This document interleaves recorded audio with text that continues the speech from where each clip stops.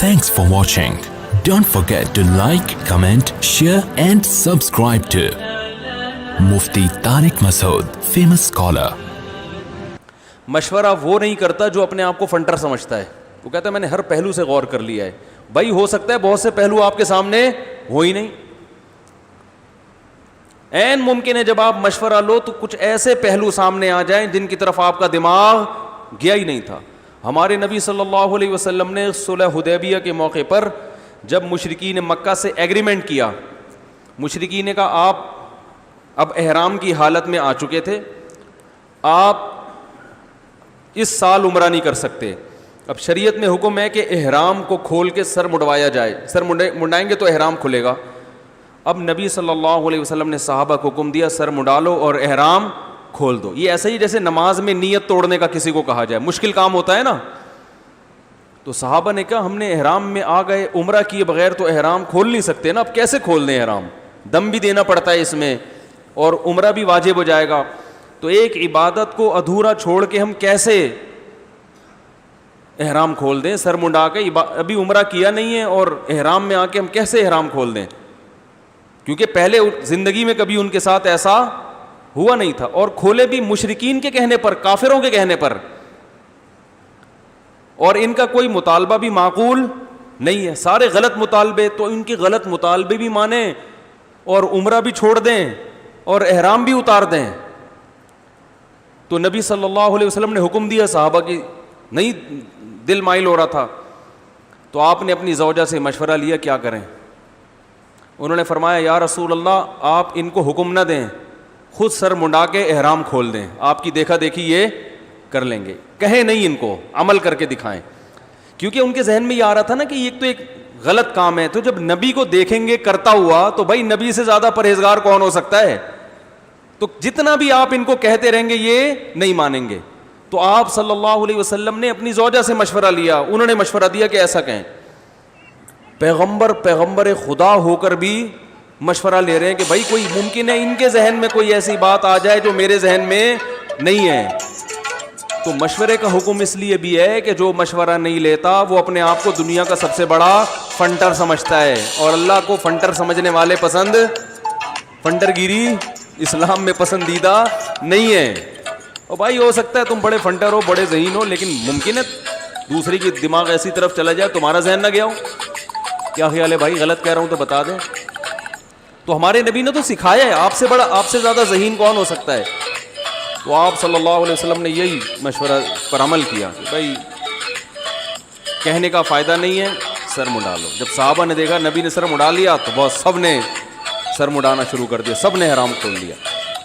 تو ہم ہوتے استخارہ, ہر چیز میں استخارہ, استخارے پر فیصلے ہو رہے ہیں, کیونکہ زیادہ تر لوگ استخارہ کرتے ہیں شادی بیاہ کے موقع پر اور بیڑا غرق کر رہے ہیں.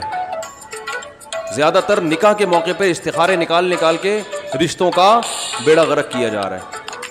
یہ تو بہت ہو رہا ہے. اچھا بھلا رشتہ آیا بہن کے لیے, بیٹی کے لیے, استخارے میں نہیں آیا, ٹھیک ٹھاک رشتے کو چلتا کر دیا, کسی مکھنچو سے شادی کر دی کیونکہ وہ استخارے میں آ گیا تھا. میں پتہ نہیں کیوں نہیں آ رہا استخارے میں, سمجھ میں نہیں آ رہا ہے بھائی. اچھا خیر, تو پتہ نہیں لوگ بیوقوف کیسے بناتے ہیں. تو یہ بیوقوف بناتے ہیں کیا بتا رہا ہوں, تو یہ مزاح کر رہا ہوں, اس کو سیریس نہ لیں بھائی. تو استخارہ نکالا, اچھے رشتے. ابھی ماں باپ اپنی بچی کو لے کر آئے, رشتہ آیا ہوا ہے, مان کے ہی نہیں دے رہی, استخارے میں آ رہا ہے اس بچی کے کہ یہ بندہ ٹھیک نہیں ہے. تو میں نے کہا یہ تو سمجھ میں ہی نہیں آ رہا ہوگا, لڑکا پسند نہیں ہوگا, استخارے کی پہ ڈال دیا. آج کل یہ بھی ہے کہ جو چیز سمجھ میں نہیں آ رہی استخارے پہ ڈال دو. بدنام کون ہوگا, استخارہ ہوگا, ٹھیک ہے نا. بدنام کون ہوگا, وہ ہوگا انہوں نے بول, اس میں نہیں آیا. تو مسلمان گراؤنڈ ریئلٹی کو دیکھ کے فیصلہ کرتا ہے, استخاروں کی بیس پہ فیصلہ نہیں. استخارہ کرتا ہے اللہ سے مدد مانگنے کی کہ بھائی اللہ ہم نے پورے اسباب اختیار کر لیے. فیصلہ کرنا تو ہمارے اسباب سے ہوتا کچھ نہیں ہے, ہمارے اسباب سے ہوتا کچھ نہیں ہے, ہم نے تو سب کچھ کر لیا, اب مدد کون کرے گا, تو اس کے لیے استخارہ کیا جاتا ہے کہ اصل فیصلہ تو تیرا ہے. ہو سکتا ہے میں صحیح سوچ رہا ہوں لیکن وہ غلط ہو, اور جس کو میں غلط سمجھ رہا ہوں ہو سکتا ہے وہ صحیح ہو. تو بس تو کہیں میں نے تو جو کرنا تھا کر لیا, اب تو وہ کرا جو تیرے علم میں بہتر ہو, کرانا وہی تو نے, ٹھیک ہے نا, میرے فیصلوں پہ نہ جانا.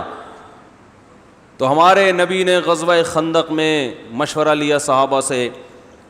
تو اور دوسرا مشورے کا اصول یہ ہے کہ مشورہ اس سے لیا جائے جو اس فیلڈ میں ماہر ہو.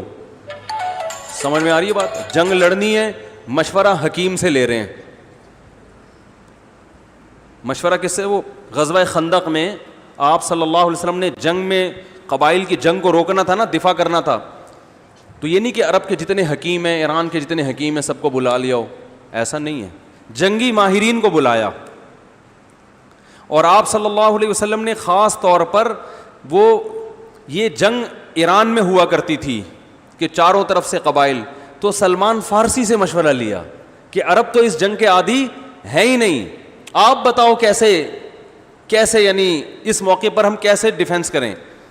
تو سلمان فارسی رضی اللہ تعالیٰ عنہ نے مشورہ دیا کہ یا رسول اللہ, ہمارے ہاں ایران میں فارس میں ایسی جنگیں ہوتی ہیں تو ہم خندقیں کھودتے ہیں. تو ان کے مشورے پر عمل کیا گیا پھر.